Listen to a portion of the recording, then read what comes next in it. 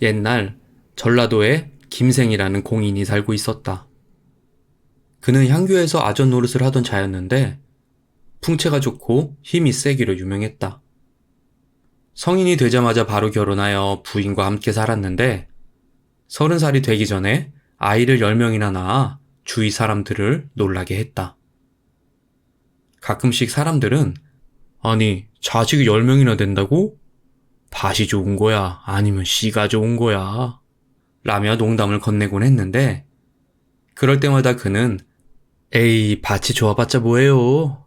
씨를 뿌려야 싹이 트는걸 하며 웃어넘기곤 했다.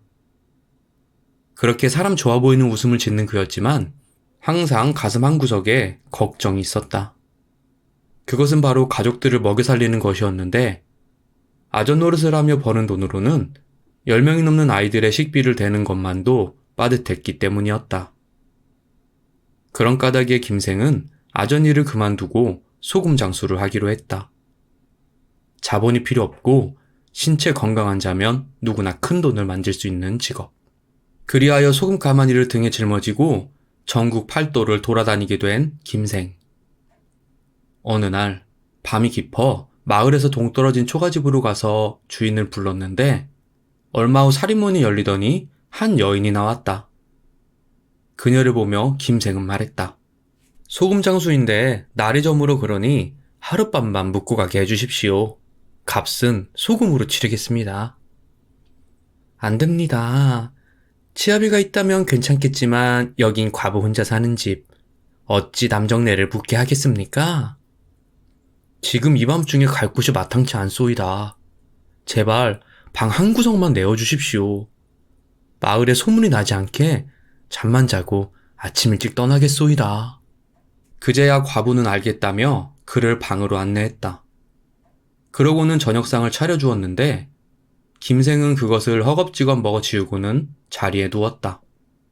하지만 쉬이 잠을 이루지 못했던 그는 살며시 옆을 바라보았는데 과부 역시 잠들지 못하고 뒤척이고 있었다. 김생은 손을 뻗어 누워있던 과부의 손을 잡았다. 그러자 과부는 그의 손을 뿌리치지 않고 오히려 자기 쪽으로 끌어당겼고 그렇게 두 사람은 깊은 밤을 함께 보내게 되었다. 이윽고 새벽닭이 울자 김생은 서둘러 짐을 챙겨 떠났다. 그와 동침한 과부는 그저 하룻밤의 유유로만 여기고 있었는데 얼마 안가 임신을 했고 아들을 낳게 되었다. 그리고 이 일로 그에 대한 소문은 순식간에 마을 곳곳으로 퍼져나갔다. 아 글쎄 풍채가 건장한 소금 장수가 있는데 그와 함께 자기만 하면 덜컥 임신이 된다니까?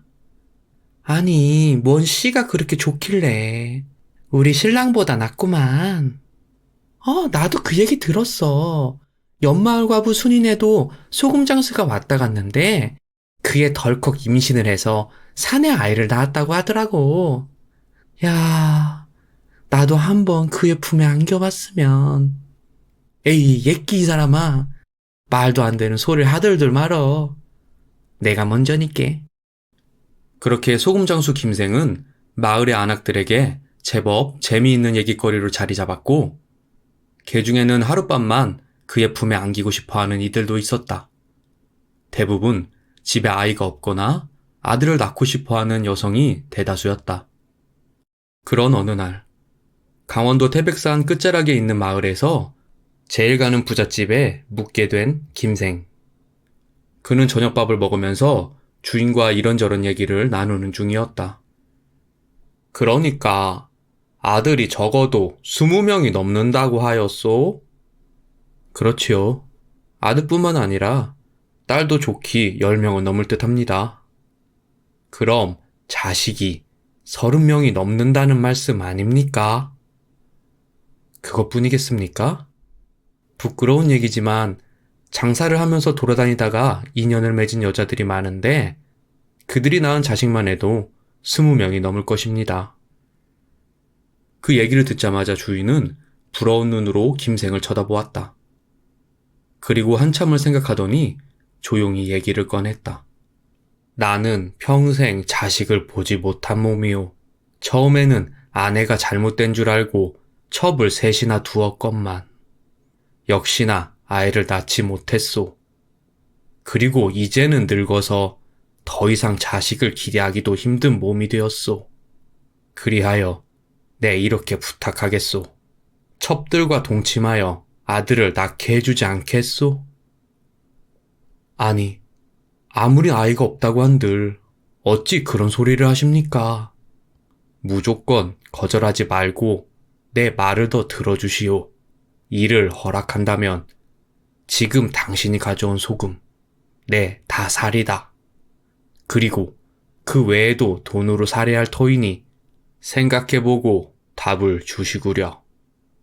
가져온 소금을 전부 사는 것도 모자라 돈까지 더 얹어준다고 하자 김생은 주인의 제안을 승낙했다. 그는 그날부터 하루에 한 명씩 첩과 동침하면서 주인네 집에 머물렀다. 그리고 3일이 지난 후 소금 판 돈과 살해금을 받아 집으로 돌아갔다. 한동안 그 돈으로 김생과 가족들은 배불리 먹고 편히 지냈는데 후에 3명의 첩들이 모두 아들을 낳았다는 소식을 들었다. 소금을 팔며 전국 방방곡곡을 누빈 김생. 그가 장사를 시작한 지 20여 년이 지나자 아들만 83명이 되었는데 수많은 여자들과 자식들을 관리하는 게 점점 힘에 부쳤다. 그리하여 만경평야에 100칸이 넘는 집을 짓고 여자들과 자식들을 불러와 살게 했는데 처음에는 황무지와 다를 바 없었던 땅을 아들들과 개간하여 기름진 땅으로 만들었다. 그러고는 농사를 지어 곡식을 수확하였고 그것을 팔아 큰 부를 이루었다. 결국 만경평야 일대에는 그의 아들과 손자들이 사는 집이 수백 호가 되었다고 한다. 지금도 마찬가지지만 예전에도 소금은 매우 중요한 생활 필수품이었죠. 그렇기에 생산과 판매를 국가에서 담당하였는데요. 이는 국가에서 통제하지 않을 경우 힘 있는 자들이 독점할 위험이 있어서였다고 합니다. 조선시대에 소금을 판매하는 자들을 염상이라 불렀는데 이들은 대부분 먹고 살기 어려운 빈민들로서 약간의 미천으로 소금을 사 짊어지고 팔았다고 합니다. 그리고 왜 대부분 염상이 빈민들이었냐 하면은 우선 많은 자본이 필요 없고 또 신체만 건강하면 나름 큰 돈을 벌 수 있었기 때문이라고 합니다. 그렇기에 작중의 김생도 소금 장수로 많은 식솔들을 먹여 살릴 수 있었던 거지요. 이 이외에도 소금 장수에 대해 할 얘기가 많은데 나중에 여건이 된다면 따로 동영상을 만들어 올려드리겠습니다. 우선은 오늘은 여기까지입니다. 이상 달피디 하겠습니다. 구독과 좋아요, 알람 부탁드릴게요. 항상 행복하세요. 감사합니다.